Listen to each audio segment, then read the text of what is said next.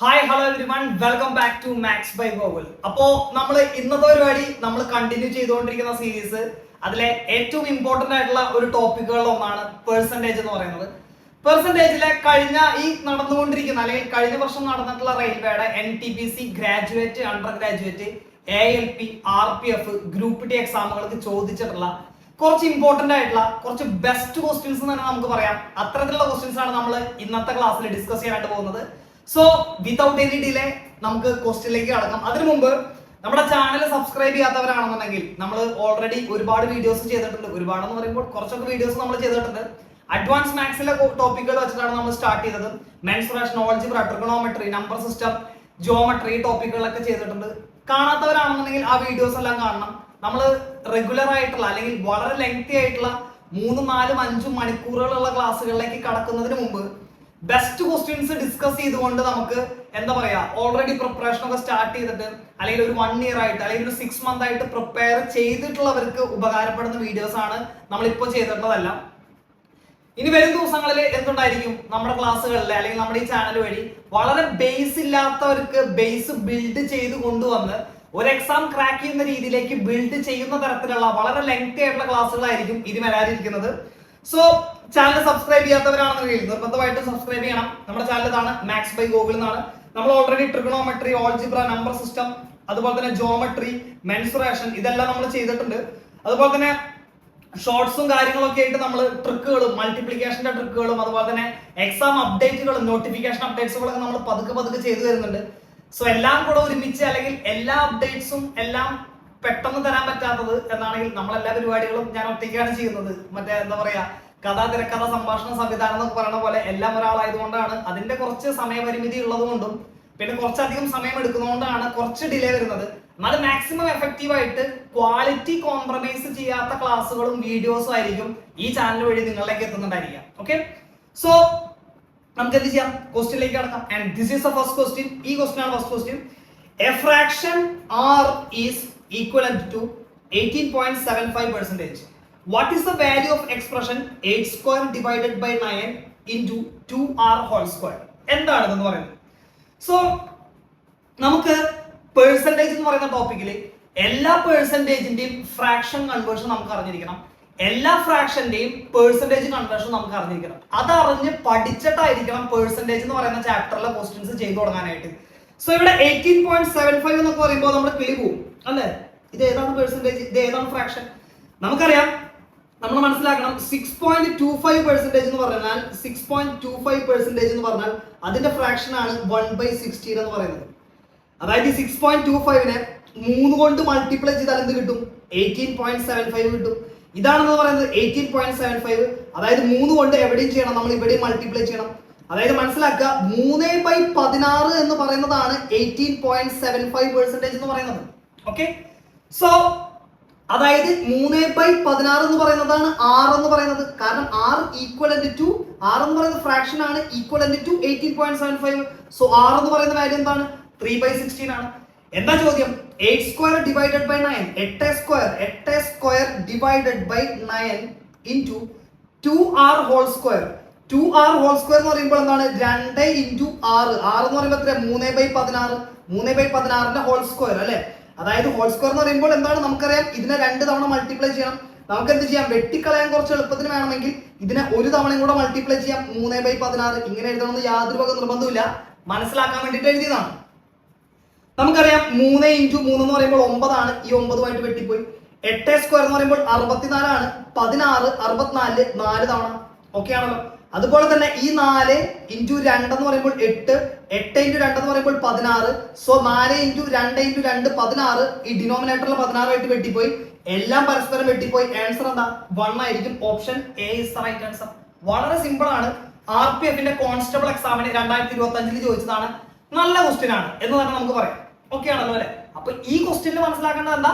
Fraction two percentage conversion പച്ചവെള്ളം പോലെ അറിഞ്ഞിരിക്കണം.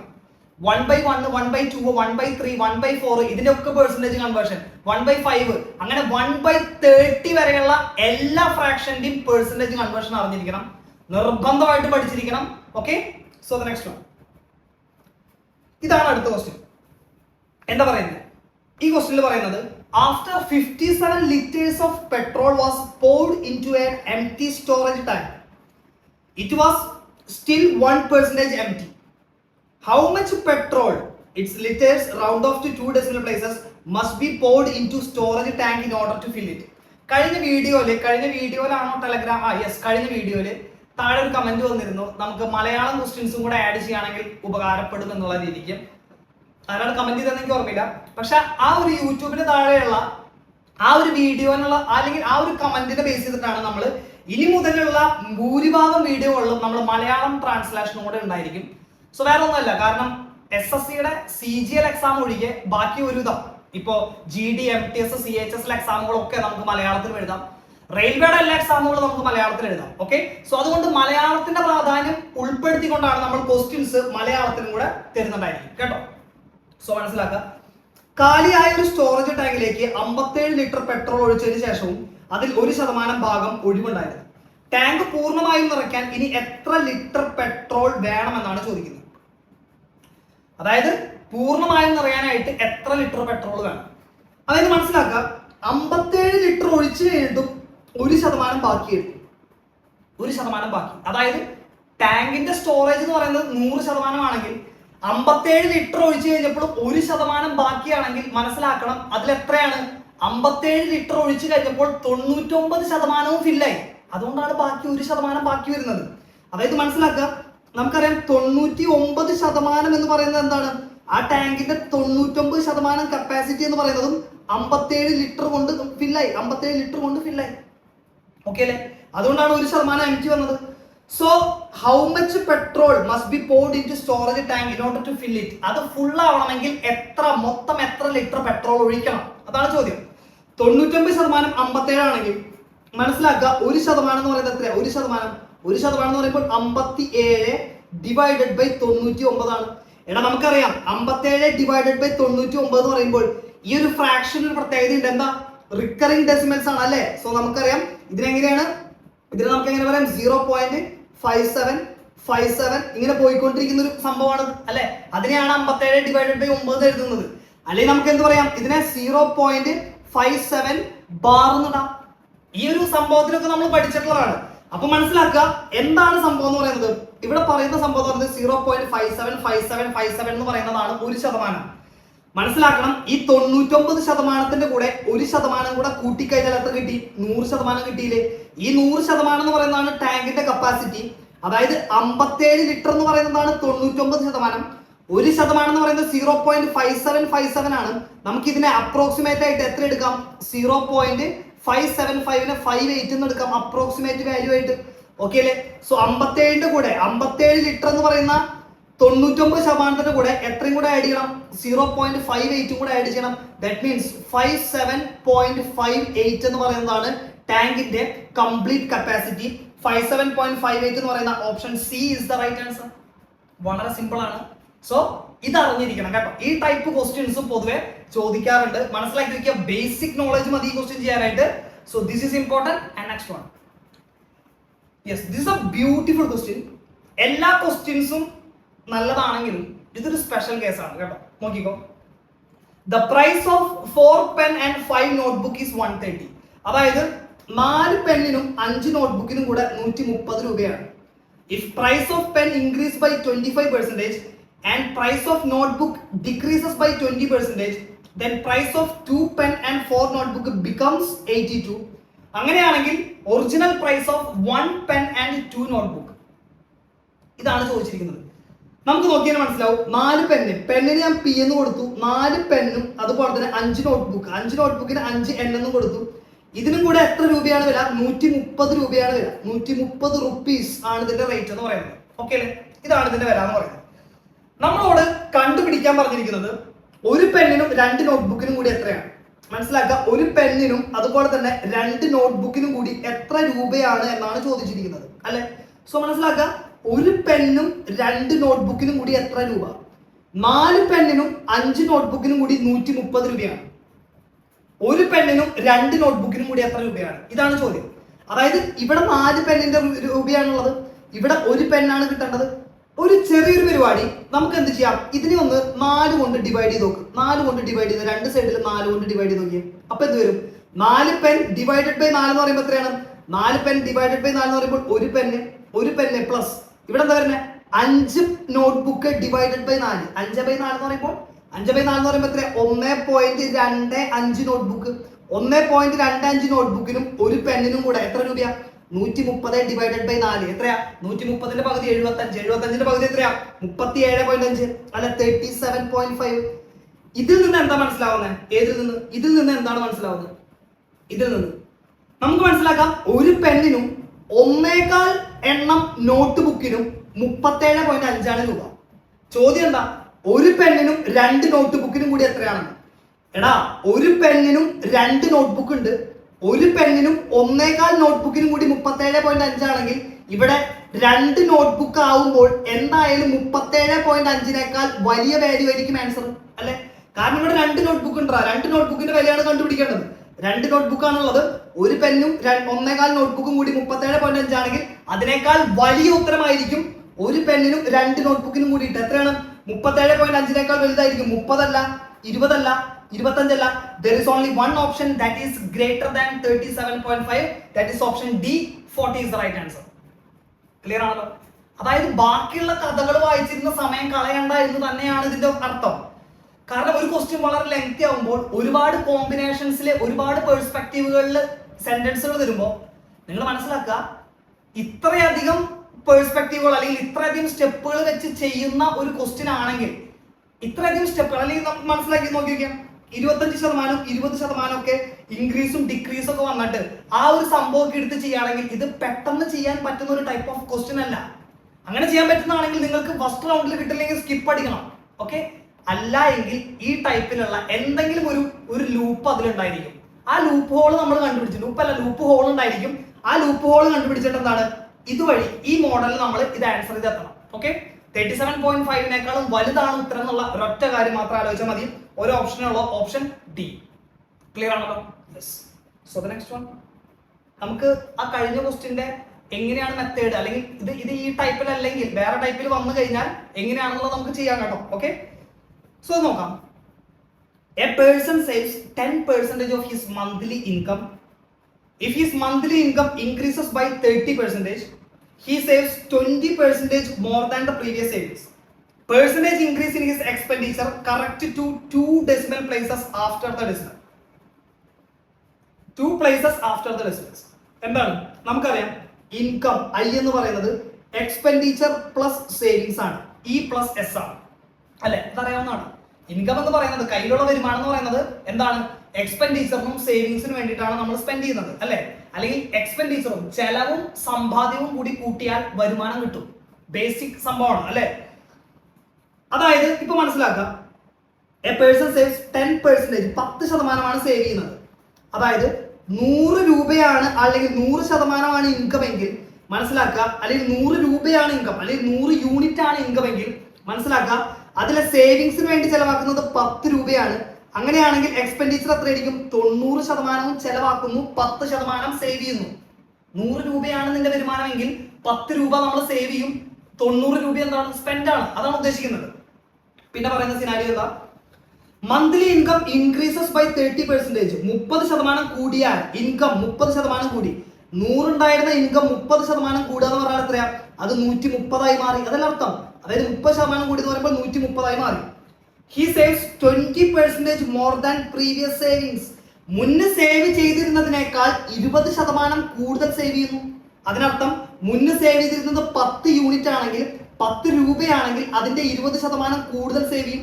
10ന്റെ 20% എത്രയാ? 10ന്റെ 10% എന്ന് പറയുന്നത് 1 രൂപയാണ് അല്ലെ? കാരണം ഒരു സീറോ ക്യാൻസൽ ചെയ്താൽ മതി. ഒരു 10% എന്ന് പറയുമ്പോൾ ലാസ്റ്റ് ഒരു സീറോ ക്യാൻസൽ ചെയ്താൽ മതി. അതാണ് 10%, 1 രൂപ. അപ്പൊ 20% എന്ന് പറയുമ്പോൾ 2 രൂപ. സേവിങ്സ് എത്രയായിട്ട് മാറ്റി? സേവിങ്സ് 12 രൂപയ്ക്ക് മാറ്റി. കാരണം 10ന്റെ 20% 2 രൂപയാണ്. 10 + 2 12 രൂപയ്ക്ക് സേവിങ്സ് മാറ്റി. 130 രൂപ സാലറി കിട്ടുന്ന ആള് 12 രൂപ സേവ് ചെയ്തു. ബാക്കി എത്ര രൂപയുണ്ട്? 118 രൂപയുണ്ട് അല്ലെ? 118 രൂപ. അതായത് മനസ്സിലാക്കുക, ഇതെന്താണ് പറയുന്നത്? ഇൻകം എന്ന് പറയുന്നത്, പുതിയ ഇൻകം എന്ന് പറയുന്നത് 130 ആണ്. എക്സ്പെൻഡിച്ചർ എത്രയാണ്? 118 ആണ്. സേവിങ്സ് എന്ന് പറയുന്നത് എന്താണ്? സേവിങ്സ് എന്ന് പറയുന്നത് 12 രൂപയാണ്. ഓക്കെ അല്ലെ? എന്താ ചോദ്യം? The percentage increase in expenditure. Expenditure എത്രയാ? എക്സ്പെൻഡിച്ചർ 90 രൂപയായിരുന്നു ചിലവ്, അത് എത്രയായി മാറി? 118 രൂപയായി മാറി. എത്ര എക്സ്പെൻഡിച്ചർ കൂടി? 90 രൂപയായിരുന്ന ചെലവിൽ നിന്ന് 118 ആയി എന്ന് പറയുമ്പോൾ എത്ര കൂടി? 28 കൂടി അല്ലെ? സോ 28 ആണ് കൂടിയത് അല്ലെ? 28 ആണ് ഇവിടെ കൂടിയത്. 12 28 കൂടി. എത്രയിൽ നിന്ന്? 90 നിന്ന് 28 കൂടി. ക്ലിയർ ആണല്ലോ? വളരെ സിമ്പിൾ ആണ്. 90 നിന്ന് 28 കൂടി. വളരെ സിമ്പിൾ ആയിട്ട് നമുക്ക് പറയാം ഇതാണ്, അതായത് ഇതാണ് കൂടിയത്, അതായത് ചേഞ്ച് വന്നത് 28 ആണ്. 90 നിന്ന് 118 എന്ന് പറയുമ്പോൾ 28 കൂടി. 90 ആയിരുന്നു അതിന്റെ എക്സ്പെൻഡിച്ചർ എന്ന് പറയുന്നത്. പെർസെന്റേജ് ഇൻക്രീസ് ആണ് കാണുന്നത്. എന്ത് ചെയ്യാം? 100 കൊണ്ട് മൾട്ടിപ്ലൈ ചെയ്യാം അല്ലെ? അത്രയും പെർസെന്റേജ് ആണ്. സീറോയും സീറോയും ക്യാൻസൽ ചെയ്ത് കളയാം. 9 എന്ന് പറയുന്നത് 28ലെ 3 തവണ 27. 1 എത്ര തവണയാണ്? 1 നമുക്കറിയാം 10 എന്ന് പറയുമ്പോൾ എത്രയാണ്? 1 1 എന്ന് പറയുന്ന സ്ട്രാറ്റജി ആയിരിക്കും 3.1 ആണ്. 3.1 ഇൻറ്റു 10 എന്ന് പറയുമ്പോൾ എത്രയാണ്? 31.11 എന്ന് പറയുന്ന ഇത്രയും പെർസെന്റേജ് ആയിരിക്കും ഇവിടെ എക്സ്പെൻഡിച്ചറിൽ ഉണ്ടായിട്ടുള്ള ഇൻക്രീസ് എന്ന് പറയുന്നത്. സിമ്പിൾ ആണ്, ഒന്നുമില്ല, ബേസിക് സംഭവമാണ്, മനസ്സിലാക്കി എടുക്കുക. വളരെ സിമ്പിൾ ആയിട്ടുള്ള കാര്യമാണ് കേട്ടോ. വളരെ വളരെ സിമ്പിൾ ആയിട്ടുള്ള കാര്യമാണ്. Solve this one. The next one. ഒരു സാധനത്തിന്റെ വില x% വർദ്ധിപ്പിച്ചു, പിന്നീട് പുതിയ വിലയിൽ x% കുറവ് വരുത്തി. അവസാനത്തെ വില 1 രൂപയാണെങ്കിൽ സാധനത്തിന്റെ യഥാർത്ഥ വില എന്താണ്? പേഴ്സന്റേജിലെ പക്ക പേഴ്സന്റേജിലെ ക്വസ്റ്റ്യൻ ആണ്. ഇതിനൊരു പ്രോഫിറ്റ് ആൻഡ് ലോസ് അറിയേണ്ട ആവശ്യമില്ല. പേഴ്സന്റേജിലെ ബേസിക് കോൺസെപ്റ്റ് മാത്രം അറിഞ്ഞാൽ മതി. Price of article increased by x%. x% കൂടി x% കൂടി. പിന്നെന്താണ്? Decreased by x%. x% കുറഞ്ഞു.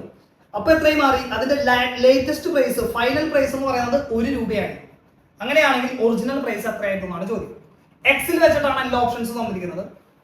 ഒരു സാധനത്തിന്റെ വില ശ്രദ്ധിക്കണേ, ഒരു സാധനത്തിന്റെ വില ഒറിജിനൽ പ്രൈസ് എന്ന് പറയുന്നത് നമ്മളിപ്പോ വിചാരിക്കുക ഒറിജിനൽ പ്രൈസ് എന്ന് പറയുന്നത് P ആണെന്ന് വിചാരിക്കുക. ഒറിജിനൽ പ്രൈസ്, അതിന്റെ price of article increased by x%. x% കൂടി എന്ന് പറയുമ്പോൾ എന്താണ്? x% കൂടി എന്ന് പറയുമ്പോൾ നമുക്ക് മനസ്സിലാക്കാം ഇതിന്റെ വില 100% ആണെങ്കിൽ 100 പ്ലസ് എക്സ് അല്ലെ? 100 പ്ലസ് x%. 100 പ്ലസ് x% കൂടി അതല്ലേ? അതായത് ഒരെണ്ണത്തിന്റെ ഒരു സംഭവത്തിന്റെ വില 10% കൂടി എന്ന് പറയുമ്പോൾ അതിന്റെ വില ഇൻറ്റു 10% 110% എന്നാണ് നമ്മൾ പഠിച്ചിട്ടുള്ളത്. അതായത് ആ x% 100ന്റെ കൂടെ ആഡ് ചെയ്യുന്നു. ഈ പെർസെന്റേജ് എന്ന് പറഞ്ഞാൽ എന്താ? ഡിവൈഡഡ് ബൈ 100 അല്ലേ? ആ പെർസെന്റേജിന് പകരം നമുക്ക് എന്താ എഴുതാം? ഡിവൈഡഡ് ബൈ 100 എന്ന് എഴുതാം. പെർസെന്റേജ് എവിടെ കണ്ടാലും ഡിവൈഡഡ് ബൈ 100 ആണ്. Into then decreases by x%. x% കുറഞ്ഞു, അതായത് മനസ്സിലാക്കാം x% കുറഞ്ഞു എന്ന് പറയുമ്പോൾ 100 മൈനസ് x%. പെർസെന്റേജിന് പകരം നമുക്ക് എന്ത് കൊടുക്കാം? 100 എന്ന് കൊടുക്കാം. ക്ലിയർ ആണോ? സോ ഇത്രയുമാണ് എന്ത് വന്നിരിക്കുന്നത്? ഇത്രയുമാണ് പെർസെന്റേജിലുള്ള വ്യത്യാസം വന്നിരിക്കുന്നത് എന്നുള്ളത് മനസ്സിലാക്കുക. എന്ത് ചെയ്യാം? ഞാൻ തൊട്ട് സൈഡിലേക്ക് എഴുതുന്നുണ്ട്. ഇങ്ങനെ പെർസെന്റേജിലെ വ്യത്യാസങ്ങളൊക്കെ വന്നു കഴിഞ്ഞിട്ട് ഫൈനൽ പൈസ എത്രയാണ്? 1 രൂപയാണ്. 1 രൂപയാണ്. കണ്ടുപിടിക്കേണ്ടത് എന്താ? P ആണ് കണ്ടുപിടിക്കേണ്ടത്. എടാ സിമ്പിൾ ആണ്. എന്താ ചെയ്യേണ്ടത്? ഇവിടെ തന്നിട്ടുണ്ട്, ഓപ്ഷനിൽ നമുക്ക് മനസ്സിലാവും. നമുക്ക് എന്താണ്? P ആണ് കണ്ടുപിടിക്കേണ്ടത്. ഈ P ആണ് കണ്ടുപിടിക്കേണ്ടത്. നമുക്കറിയാം 100 ഇൻറ്റു 100 എന്ന് പറയുമ്പോൾ എത്രയാണ്? 10,000. ഈ 10,000 ആയിരിക്കും ഇങ്ങോട്ട് പോകുമ്പോൾ 10,000 ന്യൂമറേറ്ററിൽ വരും. ഡിവൈഡഡ് ബൈ 100 പ്ലസ് എക്സും 100 മൈനസ് എക്സും വരും അല്ലെ? എന്താ വരടാ? 10,000 divided by 100 plus x into 100 minus x എന്ന് പറയുന്നതാണ് P എന്ന് പറയുന്നത്. അതാണ് ഒറിജിനൽ പ്രൈസ് എന്ന് പറയുന്നത്. Option C is the right answer. വളരെ സിമ്പിൾ, വളരെ ഈസി ആയിട്ടുള്ള ക്വസ്റ്റ്യൻ ആണ്. മനസ്സിലാക്കുക, ഇമ്പോർട്ടന്റ് ആണ്, അറിഞ്ഞിരിക്കണം കേട്ടോ. So the next one is this one. Election based questions വളരെ ഇമ്പോർട്ടന്റ് ആണ്, ചോദിക്കാറുണ്ട്. ഇനി വരും വർഷങ്ങളിലും ഇതേ എക്സാമുകൾക്ക് ചോദിക്കും. എന്താ ക്വസ്റ്റ്യൻ വരുന്നത്? In an election between 2 candidates, 2 പേര് തമ്മിലാണ് മത്സരം. 82% ഓഫ് രജിസ്റ്റേർഡ് വോട്ടുകളും എത്രയാണ്? കാസ്റ്റ് ചെയ്തു. 82% of registered voters cast their vote and 4% of votes polled were found invalid. Invalid ആയി മാറി. 4% invalid ആയി മാറി. വിന്നിംഗ് കാൻഡിഡേറ്റിന് 60% വോട്ടുകളാണ് ലഭിച്ചത്. അപ്പോൾ തോറ്റ ആൾക്ക് 40% ലഭിച്ചിട്ടുണ്ടാവുക. വാലിഡ് വോട്ടുകളുടെ 60% ജയിച്ച ആൾക്ക്, എന്നാൽ വാലിഡ് വോട്ടുകളുടെ 40% തോറ്റ ആൾക്കും. Won election in the margin, ഭൂരിപക്ഷം എത്രയാണ്? 1968 വോട്ടുകളുടെ ഭൂരിപക്ഷം ഉണ്ട്.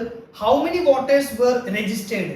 രജിസ്റ്റർ ചെയ്ത വോട്ടറുകളുടെ എണ്ണം, വോട്ടർമാരുടെ എണ്ണം n ആയിട്ട് എടുത്തു. n നമ്പർ ഓഫ് വോട്ടേഴ്സ് ആണ് രജിസ്റ്റർ ചെയ്തിരിക്കുന്നത്.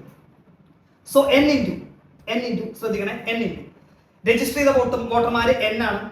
So in n election between two candidates 82% registered voters, 82% പേരാണ് വോട്ട് കാസ്റ്റ് ചെയ്തത്, വോട്ട് ചെയ്യാനായിട്ട് വന്നത്. അതായത് N എന്ന് പറയുന്ന രജിസ്റ്റേർഡ് വോട്ടേഴ്സിന്റെ 82%, 82 ഡിവൈഡഡ് ബൈ 100 ആണല്ലോ. യെസ്, ഇത്രയും പേരാണ് വോട്ട് ചെയ്തത്. Okay, and 4% of votes polled were found invalid. 4% പേര് ഇതിലെ ഈ വോട്ട് ചെയ്ത 4% പേരുടെ വോട്ട് ഇൻവാലിഡ് ആണ്. 4% എന്ന് പറയുമ്പോൾ നമുക്കറിയാം 4% എന്താ 1/25 ആണ്. 1/25 ആണ് 4% എന്ന് പറയുന്നത്. അത് ഇൻവാലിഡ് ആണ്. അപ്പൊ വാലിഡ് ആയിട്ടുള്ള വോട്ടുകൾ എന്താ? എടാ 25 വോട്ടിലെ 4 വോട്ട് എന്ന് പറയുന്നത് ഇൻവാലിഡ് ആണ്. അപ്പൊ വാലിഡ് ആയിട്ടുള്ള വോട്ടുകൾ എത്രയാ? വാലിഡ് ആയിട്ടുള്ള വോട്ട് എന്ന് പറയുന്നത് ഇൻറ്റു 25 വോട്ടുകളിലെ 1 ഇൻവാലിഡ് ആണെങ്കിൽ 24 വോട്ടും വാലിഡ് ആണ്. 25 വോട്ടുകളിലെ 24 വോട്ടും വാലിഡ് ആണ്. അതാണ് 4%ന്റെ ഫ്രാക്ഷൻ കൺവേർഷൻ 1/25. അതിലെ 1 ഇൻവാലിഡ് ആണെങ്കിൽ, അതായത് 25 വോട്ട് ടോട്ടൽ ഉണ്ട്, ഡിനോമിനേറ്ററിൽ 25 ആണ് ടോട്ടൽ വോട്ടുകൾ. അതിലെ ഒരു വോട്ട് എന്ന് പറയുന്നതാണ് 25ന്റെ 4%. അത് ഇൻവാലിഡ് ആണ്. അതായത് ഈ വോട്ടിനെ എടുക്കണ്ട, വാലിഡ് ആയിട്ടുള്ള എത്ര വോട്ട് ഉണ്ടായിരിക്കും? 24 വോട്ട് ഉണ്ടായിരിക്കും. കാരണം ടോട്ടൽ 25, അതിൽ 24 വോട്ട് വാലിഡ് ആണ്, ടോട്ടൽ 25 ആണ്. ക്ലിയർ അല്ലേ? സോ ഇത്രയും വോട്ടുകളാണ് ഇത്രയും വോട്ടുകൾ നമുക്ക് എന്തെന്ന് പറയാം? വാലിഡ് ആയിട്ടുള്ള വോട്ടുകൾ എന്ന് പറയാം. ഇത്രയും വോട്ടുകൾ വാലിഡ് വോട്ടുകളാണ് ഇത്രയും എന്ന് പറയുന്നത്. ഓക്കെ അല്ലേ? ഇനി ഇതിലെ the winning candidate got 60% of valid vote. ഈ വാലിഡ് വോട്ടിന്റെ 60% ജയിച്ച ആൾക്ക് കിട്ടി. അതായത് മനസ്സിലാക്കുക, ജയിച്ച ആൾക്ക് എത്ര ശതമാനമാണ്? 60% വിജയിച്ച ആൾക്ക് കിട്ടി. അങ്ങനെയാണെങ്കിൽ തോറ്റ ആൾക്ക് എത്രയായിരിക്കും? വാലിഡ് വോട്ടിന്റെ 40% ആയിരിക്കും തോറ്റ ആൾക്ക് കിട്ടിയിട്ടുണ്ടായിരിക്കുക. അപ്പോൾ മനസ്സിലാക്കുക, 60% ജയിച്ച ആൾക്കും 40% തോറ്റ ആൾക്കും. അപ്പോൾ ഭൂരിപക്ഷം എത്രയാ? 20% വോട്ടാണ് ഇവിടെ ഭൂരിപക്ഷം എന്ന് പറയുന്നത്. വാലിഡ് ആയിട്ടുള്ള വോട്ടുകളുടെ 20% ഭൂരിപക്ഷം. ഇതാണ് വാലിഡ് ആയിട്ടുള്ള വോട്ട് എന്ന് പറയുന്നത്. ഇതിന്റെ 20% ഭൂരിപക്ഷം. ഭൂരിപക്ഷം എത്രയാണ്? 1968 ആണ്. ഭൂരിപക്ഷം 20%. 20% എന്ന് പറയുമ്പോൾ അതിന്റെ ഫ്രാക്ഷൻ 1/5 ആണ്. ഈ 1/5 എന്ന് പറയുന്നതാണ് ഇത്രയും വോട്ടാണ് ഭൂരിപക്ഷം. അതെത്രയാണ്? 1968 ആണ്. ക്ലിയർ അല്ലേ? വളരെ വളരെ സിമ്പിൾ ആയിട്ടുള്ള കാര്യമാണ്, മനസ്സിലാക്കണം, ഇമ്പോർട്ടന്റ് ആണ്. ഇതാണ് ഭൂരിപക്ഷം വോട്ടുകൾ എന്ന് പറയുന്നത്. എന്താ കണ്ടുപിടിക്കണ്ടേ? N കണ്ടുപിടിക്കണം. ഒന്നുമില്ല, സിമ്പിൾ ആയിട്ട് N കണ്ടുപിടിക്കണം. വെട്ടിക്കളയണം എന്നാണ് നമ്മൾ മനസ്സിലാക്കേണ്ടത്. ഓക്കെ, എന്തൊക്കെയാണ് നമുക്ക് വെട്ടിക്കളയാനുള്ളത് നോക്കാം. ഇപ്പോ 1968 ഇതിലെന്തൊക്കെ നമുക്ക് 10ഉം അതുപോലെ തന്നെ 24, 3 എന്തായാലും വെട്ടിപ്പോവും. 24 വെട്ടിപ്പോവാണെന്നുണ്ടെങ്കിൽ സൗകര്യമായി നമുക്ക് അല്ലെ. സോ ഇവിടെ നമുക്ക് ചെയ്യാൻ പറ്റുന്നത് 5 ഉണ്ട്, 24 ഉണ്ട്.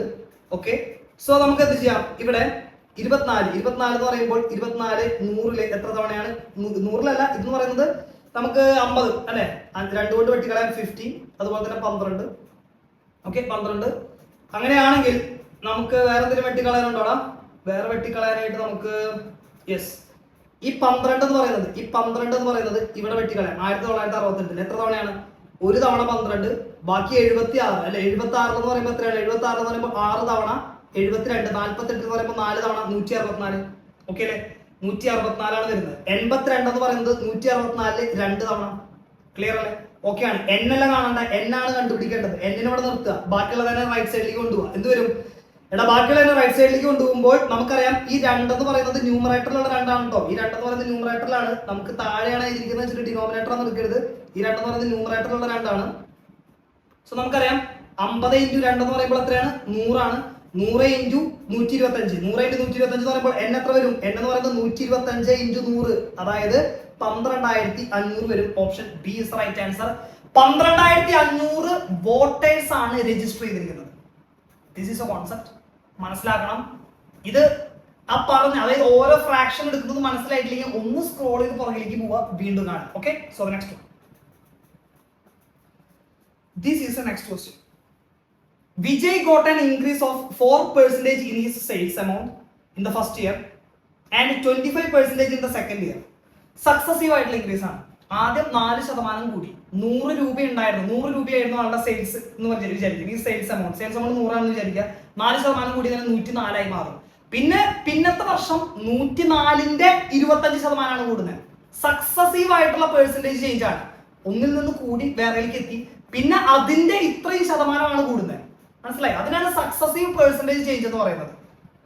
ആ സക്സസീവ് പെർസെന്റേജ് ചേഞ്ച് ആണെങ്കിൽ അതിന്റെ ടോട്ടൽ എഫക്റ്റീവ് ആയിട്ടുള്ള ചേഞ്ച് കാണാൻ നമുക്കറിയാം 4% 25%. സോ നമുക്കറിയാം 4 + 25 അല്ലെ, A + B പ്ലസ് AB എന്ന് പറയുമ്പോൾ എത്രയാണ്? 4 × 25 ഡിവൈഡഡ് ബൈ 100. ഇതാണ് സക്സസീവ് ആയിട്ടുള്ള എഫക്റ്റീവ് പെർസെന്റേജ് ചേഞ്ച് എന്ന് പറയുന്നത്. സോ നമുക്കറിയാം 4 + 25 29 ആണ്. 29ഉം 1ഉം എത്രയാണ്? 30%. 30% ഇവിടെ എഫക്റ്റീവ് ആയിട്ടുണ്ടാവുന്ന പെർസെന്റേജ് ചേഞ്ച് എന്ന് പറയുന്നത് 30%. ഓക്കെ, ഹിസ് കറണ്ട് സെയിൽസ് എന്ന് പറയുന്നത് എത്രയാണ്? 150 800 എന്ന് പറയുന്നതാണ് കറണ്ട് സെയിൽസ്. അതായത് 100 രൂപ ഉണ്ടായിരുന്ന ആൾക്ക് 130 രൂപയായിട്ട് സെയിൽ മാറി. അതായത് നിങ്ങൾ മനസ്സിലാക്കുക, 130% സെയിൽ മാറി. അതാണ് എന്തെന്ന് പറയുന്നത്? കറണ്ട് സെയിൽ എന്ന് പറയുന്നത്. അതാണ് കറണ്ട് സെയിൽ. 150 800 എന്ന് പറയുന്നത് 130% എന്ന് പറയുന്നത് 1,50,800 എന്ന് പറയുന്നത്. What was his sales 2 years ago?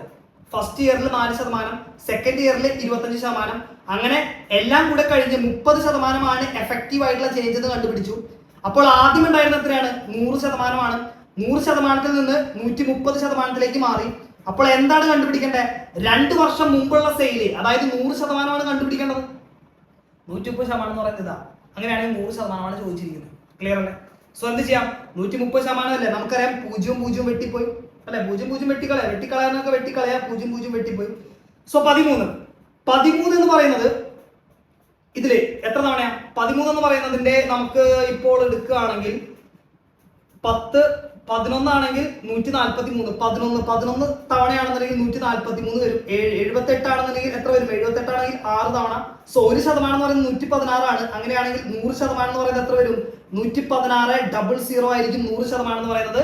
So 116 00 അല്ല, നമുക്ക് യെസ് 15 0 800. ഒരു 0 അല്ലേ പോയിട്ടുള്ളൂ. അപ്പൊ എന്ത് വരും? ഒരു 0 കൂടി ഉണ്ട് കേട്ടോ.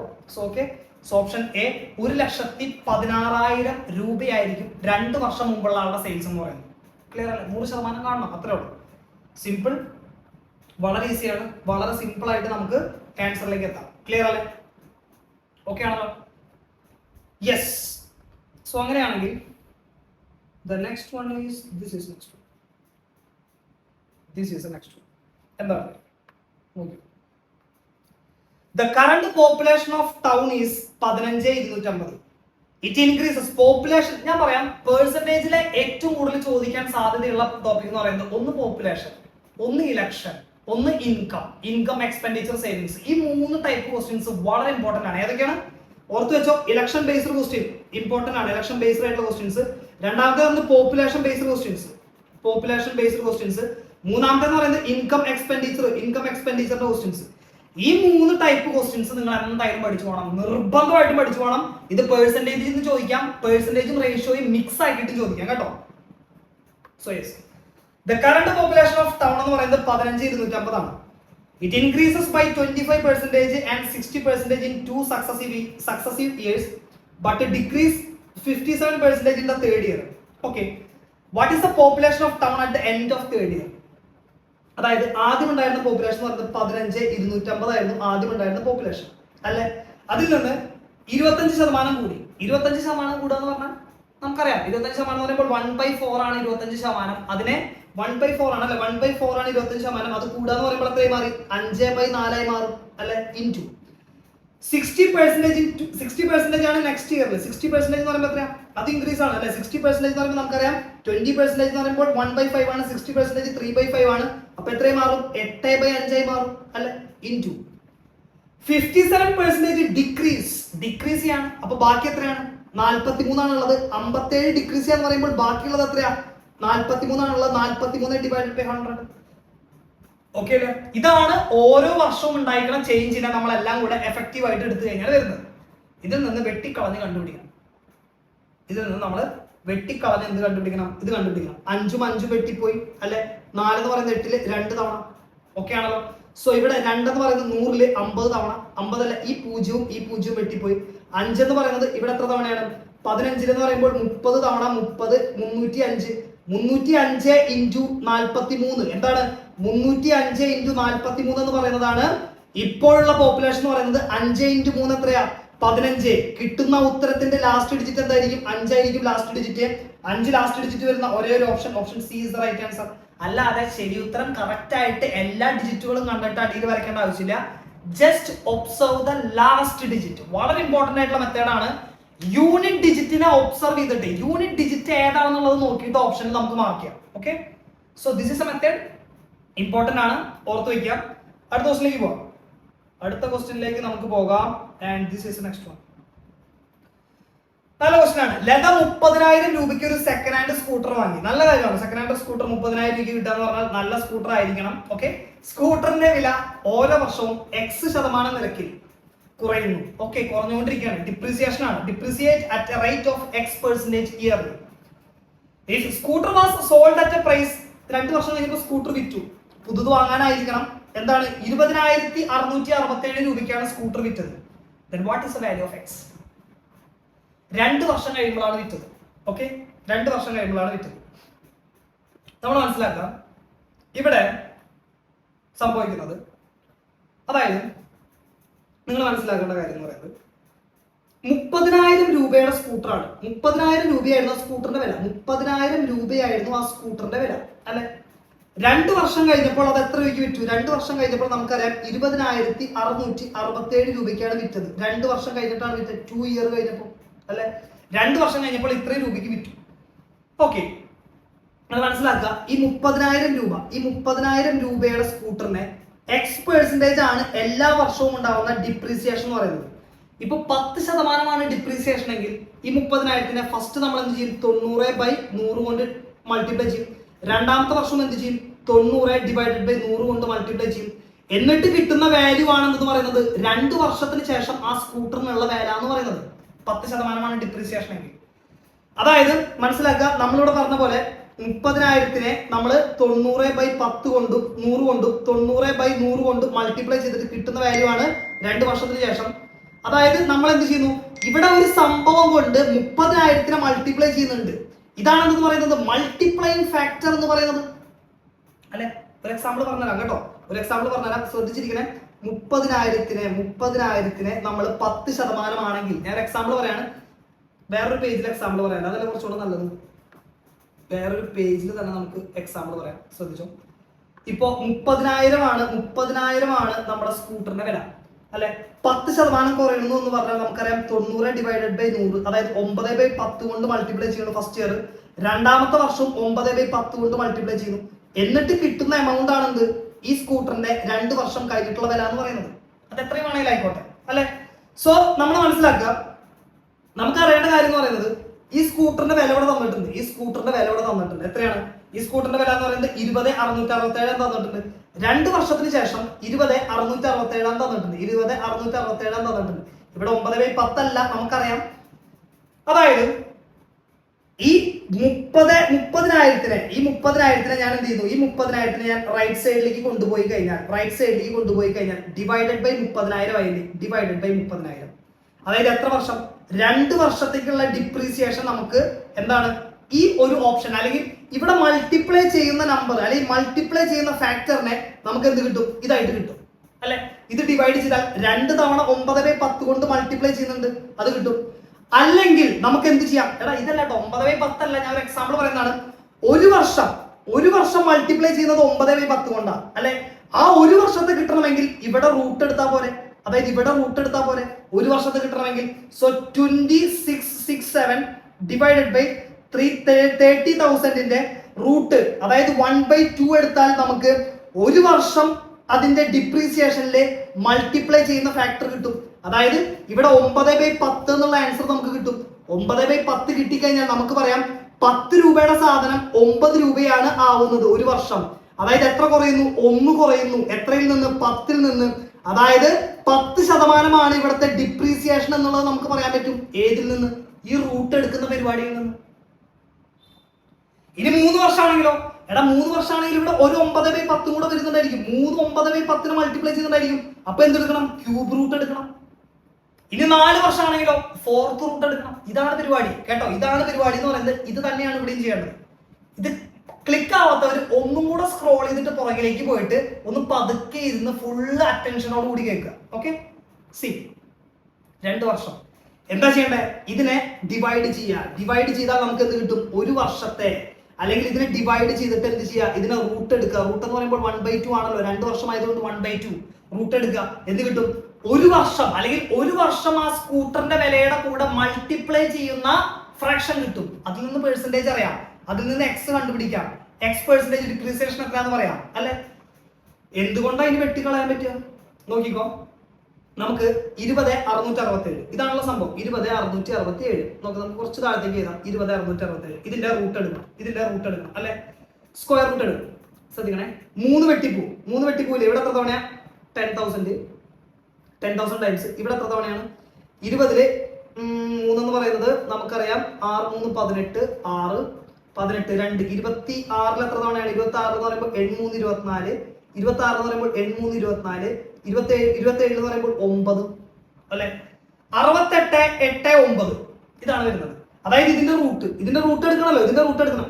എടാ 10,000ന്റെ റൂട്ട് എത്ര? 100 ആണ് അല്ലെ? 100 ആണ് 10,000ന്റെ റൂട്ട്. 68 8 9. എടാ ഒറ്റ കാര്യം ശ്രദ്ധിച്ചാൽ മതി. 64,000 ആയിരുന്നുവെങ്കിൽ 80 എന്ന് എഴുതായിരുന്നു അല്ലെ? 64,000 ആണെങ്കിൽ 80 എന്ന് എഴുതായിരുന്നു.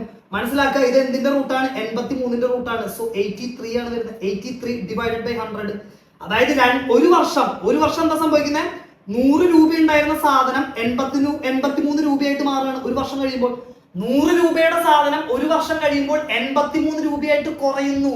ഡിപ്രീസിയേഷൻ എത്ര കുറയുന്നു? 17 കുറയുന്നു. ഏതിൽ നിന്ന്? 100ൽ നിന്ന് 17 കുറയുന്നു അല്ലെ? -17 ആണ് കുറയുന്നത്. 17 കുറയാന്ന് പറഞ്ഞാൽ ഇവിടെ ഡിപ്രീസിയേഷൻ എത്രയാ? 17%. 17% depreciation. Option C is the right answer. Got it? Single line answer ആണ്. ഈ മെത്തേഡ് മനസ്സിലാവണം. ഇതേ മെത്തേഡാണ് നമ്മൾ പല സ്ഥലങ്ങളിൽ ഉപയോഗിക്കുന്നുണ്ട്. പോപ്പുലേഷനിൽ നമ്മൾ ഉപയോഗിക്കും, SICI നമ്മൾ ഉപയോഗിക്കും, സിമ്പിൾ ഇൻട്രസ്റ്റ്, കോമ്പൗണ്ട് ഇൻട്രസ്റ്റ്. ഇതിന്റെ കളിയാ മൊത്തം. ഈ ഡിപ്രീസിയേഷൻ, ഇൻക്രിമെന്റ്, ഡിപ്രീസിയേഷൻ ഇതിന്റെ പരിപാടിയാണ്. ഓർത്ത് വെക്കുക, this is very important method. ഇനി വരുന്ന എക്സാമുകൾക്ക് ചോദിക്കാൻ സാധ്യതയുള്ള മെത്തേഡാണ്. Note this one, and this is the next one, and this is the next question. ചോദ്യം വായിച്ചു നോക്കൂ. Population of a village increases at a rate of 25 per 1000. 25 per 1000.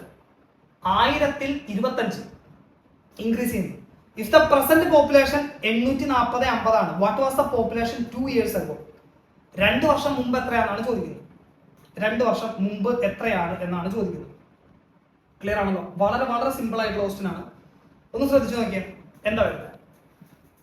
Population of village increases 25 per 1000.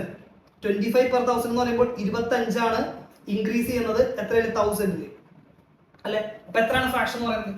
Fraction എന്ന് പറയുന്നത് 25 100ല് 4 തവണ 40, 1/40 ആണ്. 1/40 അതായത് 1/40 എന്ന് പറഞ്ഞാൽ മനസ്സിലാക്കുക, 40 ഉണ്ടായിരുന്നത് ഒരു വർഷം കൊണ്ട് 41 ആവുന്നു. 1 കൂടുന്നുണ്ട്. അതാണ് ഉദ്ദേശിക്കുന്നത്. എന്താ പറയുന്നത്? പ്രസന്റ് പോപ്പുലേഷൻ എന്ന് പറയുന്നത് 840 ആണ്. What was the population 2 years ago? 2 വർഷം മുമ്പുണ്ടായിരുന്ന പോപ്പുലേഷൻ എന്ന് പറയുന്നത് P ആണെന്ന് വിചാരിക്കുക. 2 വർഷം മുമ്പുണ്ടായിരുന്ന പോപ്പുലേഷൻ P ആണെന്ന് വിചാരിക്കുക. Okay, P is the population 2 years before. P എന്ന് പറയുന്നതാണ് 2 വർഷം മുമ്പുണ്ടായിരുന്ന പോപ്പുലേഷൻ. 25 per 1000 ആണ് കൂടുന്നത്. അതായത് 40 ഉണ്ടായിരുന്നത് 1 കൂടിയിട്ട് 41 ആയി മാറുന്നു. പോപ്പുലേഷൻ 41 ഡിവൈഡഡ് ബൈ 40 ആവുന്നു ഫസ്റ്റ് ഇയർ. രണ്ടാമത്തെ ഇയറും എത്ര തന്നെയാണ്? 41 ഡിവൈഡഡ് ബൈ 40 മൾട്ടിപ്ലൈ ചെയ്യണം. ഇതിനെയാണ് മൾട്ടിപ്ലൈങ് ഫാക്ടർ എന്ന് പറയുന്നത്. ഒരു വർഷത്തെ മൾട്ടിപ്ലൈങ് ഫാക്ടർ, രണ്ടാമത്തെ വർഷത്തെ മൾട്ടിപ്ലൈങ് ഫാക്ടർ. ഇത് 2 വർഷം കൊണ്ട് എത്രയാവും പറയണേ? 840 50 ആവും. 840 50 ആവും എന്നാണ് പറയുന്നത്. എന്താ കണ്ടുപിടിക്കണ്ടേ? P ആണ് കണ്ടുപിടിക്കണ്ടേ. 2 വർഷം മുമ്പുള്ള പോപ്പുലേഷൻ ആണ് കണ്ടുപിടിക്കേണ്ടത്. ഓക്കെ, എന്താ സംഭവിക്കുന്നത്? എന്താണ് ഇവിടെ സംഭവിക്കുന്നത്? എങ്ങനെയാണ് ഇത് നമ്മൾ ചെയ്യേണ്ടത്? 41 എന്ന് പറയുന്ന സംഭവം, 41 അല്ലെ? 41 എന്ന് പറയുന്ന സംഭവം എന്ത് ചെയ്യും? What was the population 2 years ago? 2 വർഷം മുമ്പുള്ള പോപ്പുലേഷൻ ആണ് ചോദിച്ചിരിക്കുന്നത്. അപ്പോ നമുക്ക് എന്ത് മനസ്സിലാക്കാം? 41, യെസ്, 41 × 41 എന്ന് പറയുന്നത് എന്താ? ഇത് 41 × 41 എന്ന് പറയുന്നത് എന്താ? 41 × 41 1681 അല്ലെ? 1681. ഈ 1681 എന്ന് പറയുന്നത് ഇതിൽ എത്ര തവണയാ? നോക്കിക്കോ. 16 × 5 50. ഇത് വെട്ടിപ്പോവും. നീ ഓപ്ഷൻസ് നോക്കി നോക്കുക. നമ്മൾ ഓപ്ഷൻസ് നോക്കിയാൽ മനസ്സിലാവും ഇതൊരു ഹോൾ നമ്പറിലുള്ള കളിയാണ്. എന്താണ്? 1681നെ 5 കൊണ്ട് മൾട്ടിപ്ലൈ ചെയ്താൽ 8000 സംതിങ് വരും. അതായത് 5 കൊണ്ട് മൾട്ടിപ്ലൈ ചെയ്താൽ ഇത് വരും. അപ്പോൾ ഇവിടെ മൾട്ടിപ്ലൈ ചെയ്യേണ്ട എന്തുകൊണ്ടാണ്? 50 കൊണ്ട് മൾട്ടിപ്ലൈ ചെയ്യേണ്ടത്. 50 കൊണ്ട് മൾട്ടിപ്ലൈ ചെയ്യേണ്ടത്. Got it? 1681 എന്ന് പറയുന്നതിനെ 50 കൊണ്ട് മൾട്ടിപ്ലൈ ചെയ്താൽ 84,050 വരും. സിമ്പിൾ പരിപാടി. 40 ഇൻറ്റു 40 1600. 1600 ഇൻറ്റു 50 എത്ര വരും?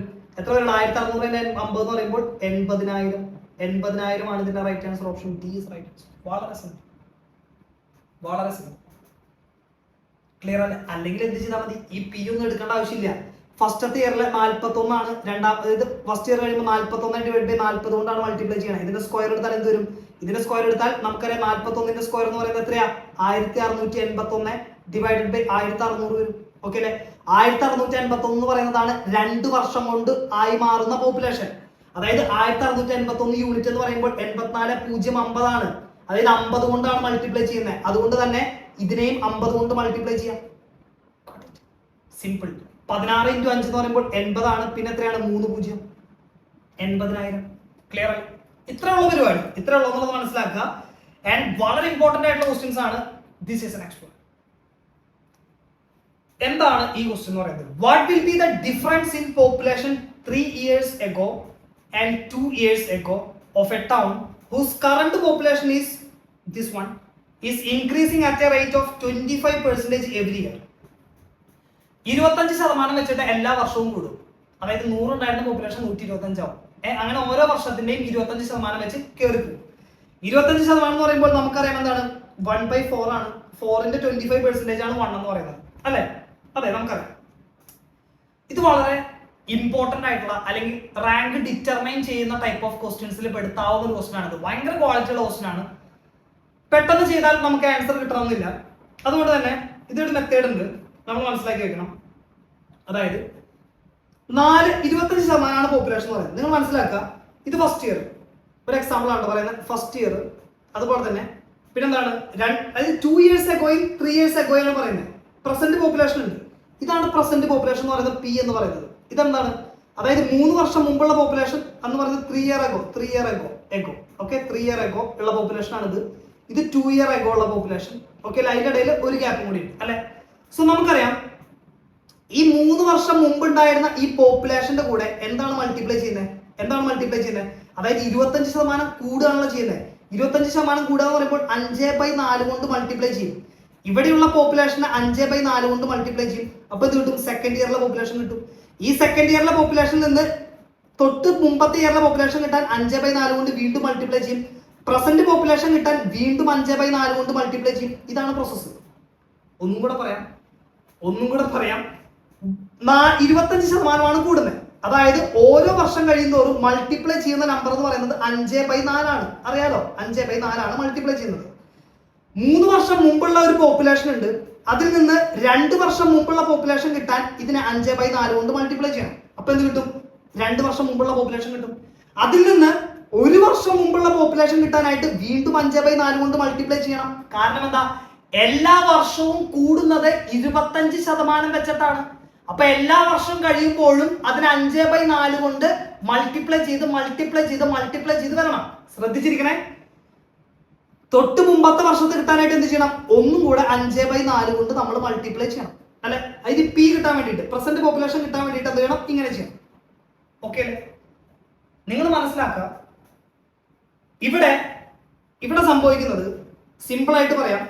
ഈ 4 കൊണ്ട്, ഈ 5/4 കൊണ്ട് മൾട്ടിപ്ലൈ ചെയ്യുന്നുണ്ട്. 1 തവണ 2 തവണ. അതായത് 1 തവണ ചെയ്ത് കഴിഞ്ഞാൽ 5/4 കൊണ്ട് മൾട്ടിപ്ലൈ ചെയ്ത സെക്കൻഡ് ഇയറിൽ കിട്ടും. പിന്നെ തൊട്ട് മുമ്പത്തെ ഇയറിൽ കിട്ടാനായിട്ട് ഒരു 5/4 കൊണ്ട് കൂടെ, പിന്നെ വീണ്ടും കിട്ടാനായിട്ടാണ് നമ്മൾ 3 തവണയാണ് മൾട്ടിപ്ലൈ ചെയ്യുന്നത്. ക്ലിയർ ആണ്? 3 തവണയാണ് മൾട്ടിപ്ലൈ ചെയ്യുന്നത് അല്ലെ?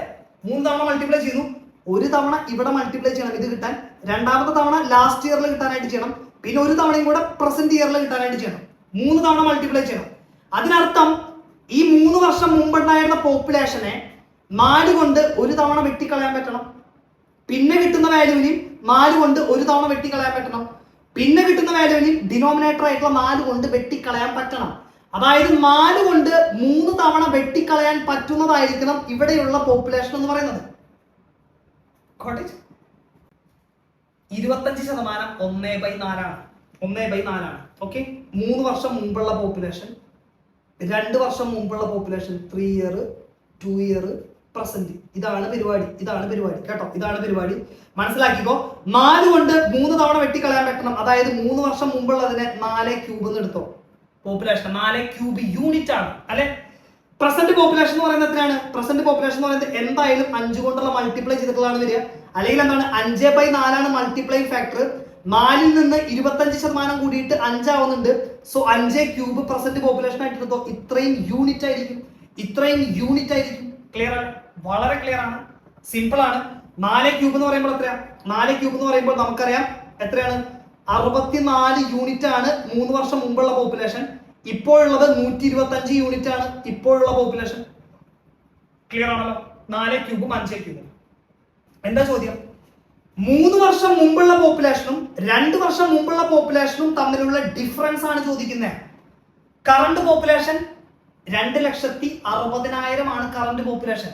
2,60,000 ആണ് കറണ്ട് പോപ്പുലേഷൻ. പ്രസന്റ് പോപ്പുലേഷൻ 2,60,000 ആണ്. നമുക്കറിയാം 64 യൂണിറ്റ് ആണ് 3 വർഷം മുമ്പ്. 2 വർഷം മുമ്പ് എത്ര ആയിരിക്കണം? എടാ 64 യൂണിറ്റ് ആണെങ്കിൽ ഇതിന്റെ 25% സെക്കൻഡ് ഇയറിൽ കൂടുന്നത്. 25% കൂടുക എന്ന് പറഞ്ഞാൽ ഡിവൈഡഡ് ബൈ 4 എത്രയാണ്? 16 കൂടുന്നു. 64-ൽ നിന്ന് 16 കൂടിയിട്ട് എത്രയായി മാറുന്നു? 80 ആയിട്ട് മാറുന്നു. ഇതാണ് സെക്കൻഡ് ഇയറിലെ പോപ്പുലേഷൻ. ഇതാണ് തേർഡ് ഇയറിലെ പോപ്പുലേഷൻ. ക്ലിയർ ആണല്ലോ? പ്രസന്റ് പോപ്പുലേഷൻ എന്ന് പറയുന്നത് എത്രയാണ്? 125 യൂണിറ്റ് ആണ്. ഞാനിവിടെ എഴുതുന്നുണ്ട് ലെഫ്റ്റ് സൈഡിൽ താഴെ 125 യൂണിറ്റ് ആണ് പ്രസന്റ് പോപ്പുലേഷൻ. അതായത് 2,60,000 എന്ന് പറയുന്നതാണ് പ്രസന്റ് പോപ്പുലേഷൻ. കണ്ടുപിടിക്കേണ്ടത് തേർഡ് ഇയറിലും സെക്കൻഡ് ഇയറിലും ഡിഫറൻസ് ആണ്. അതായത് 64 യൂണിറ്റും 80 യൂണിറ്റും തമ്മിലുള്ള ഡിഫറൻസ് എത്രയാണ്? 16 യൂണിറ്റ്. ഈ 16 യൂണിറ്റ് ആണ് കണ്ടുപിടിക്കേണ്ടത്. ക്ലിയർ ആണ്? ബ്യൂട്ടിഫുൾ ക്വസ്റ്റൻ ആണ്. ശ്രദ്ധിച്ച് വളരെ അറ്റൻഷനോട് കൂടി തന്നെ ഇരിക്കണം. 125 എടാ 125 × 8 1000 ആണ്. 1000 എന്ന് പറയുന്ന ഇതില് 8 തവണ പോകും. ഓക്കെ, അപ്പൊ 260 × 8 ആണെന്ന് പറയുന്നത് 1 യൂണിറ്റ് എന്ന് പറയുന്നത് 260 × 8. 16 യൂണിറ്റ് എന്ന് പറയുമ്പോൾ 16 × 1 യൂണിറ്റ് എത്രയാ? 260 × 8. ഇതാണ് 1 യൂണിറ്റ് എന്ന് പറയുന്നത്. എടാ ഇത് മൾട്ടിപ്ലൈ ചെയ്യുമ്പോഴേക്ക് നേരം വെളുക്കും. ലാസ്റ്റ് ഡിജിറ്റ് 0 ആണ്. എല്ലാത്തിലും ലാസ്റ്റ് ഡിജിറ്റ് 0 ആണ്. 6 × 6 എത്രയാണ്? 36. 36-ൽ 6. 6 × 8 എത്രയാണ്? 48. അതായത് ലാസ്റ്റ് ഡിജിറ്റ് 0 ആണ്. അതിന് മുമ്പുള്ള ഡിജിറ്റ് 8 ആണ്. സോ ലാസ്റ്റ് 2 ഡിജിറ്റ് 80 ആയിരിക്കണം. ലാസ്റ്റ് 2 ഡിജിറ്റ് 80 ആയിട്ടുള്ള ഒരേ ഒരു option A is the right answer. 33280. Clear അല്ലേ? സോ ഇതാണ് കോൺസെപ്റ്റ് എന്ന് പറയുന്നത്.